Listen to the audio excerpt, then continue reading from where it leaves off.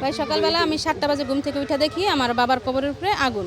ঠিক আছে, আজকে বিজয় দিবস আর আমার আব্বা মুক্তিযোদ্ধা। আজ স্বাধীন বিজয়ের 54 বছরের আইসা কবরের উপরে মুক্তিযোদ্ধারা কবরের উপরে আগুন দিছে। আর আমরা কি মনে করি? আমি মনে করি এটা দেশ প্লাস মুক্তিযোদ্ধাদের অপমান করা। আমাদের তো কারোর সাথে তো কোনো শত্রুতা ছিল না, আর কোনো শত্রুতা নাই। তাই কেন ওখানেই আগুন দিল কেন? অন্য কোথাও তো আগুন দিতে পারতো। 15 বছর হয়েছে মারা গেছে মনে করেন, আর দুই ছেলে 2 মেয়ে। এই 15 বছর পর কেরা এইভাবে এই কবরের পুরো আগুন দিল, এটার কারণটা কি? কোন কারণে দিল? কি আল্লাহকে ট্যাক্সে রাখি হবে আর হইয়া 16ই ডিসেম্বরে কেন দিল? কোন কারণে হবে? কেন তো কোনো কাজে কেমিক্যাল নাই, যেন কোনো কিছু নেই। হ্যাঁ, এই এলাকায় কোনো মানুষে বলতে পারবো না যে একজন খারাপ মানুষ আছে কারোর সাথে কালামুখ করে কথা বলে। সে হেলে জোড়া দেখুক, যেইটা হয় সেইটাই হে করুক। আমার দাবি এইটাই যে কেন হ্যাঁ অপমান করলো? হ্যাঁ একজন মুক্তিযোদ্ধা দেশ স্বাধীন করলো, কেন হ্যাঁ কবর আগুন দিল? হ্যাঁ কেন অপমান করলো?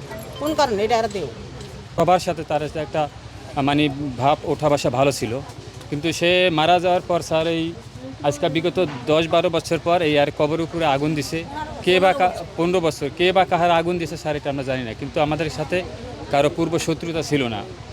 তবে পিছনে কোনো এই ধরনের নেককার কাজ দেখি নাই যে কবরের উপরে কোনো আগুন দেয়, কিন্তু মুক্তিযোদ্ধার কবরে আগুন দিছে। এটা আমাদের স্যার আমাদের না সারা দেশবাসীর উপরে একটাই ক্ষোভ যে মুক্তিযোদ্ধাদের কবরে আগুন কেন দেওয়া হয়।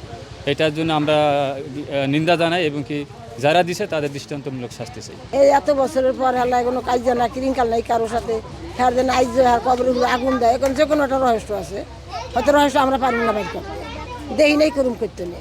আমি ওনার ফ্যামিলির সাথে কথা বলছি, তারা বলছে আমাদের কোনো শত্রু নাই বা নাই, কেউ দিতেও পারে না, ওনারও কোনো শত্রু নাই।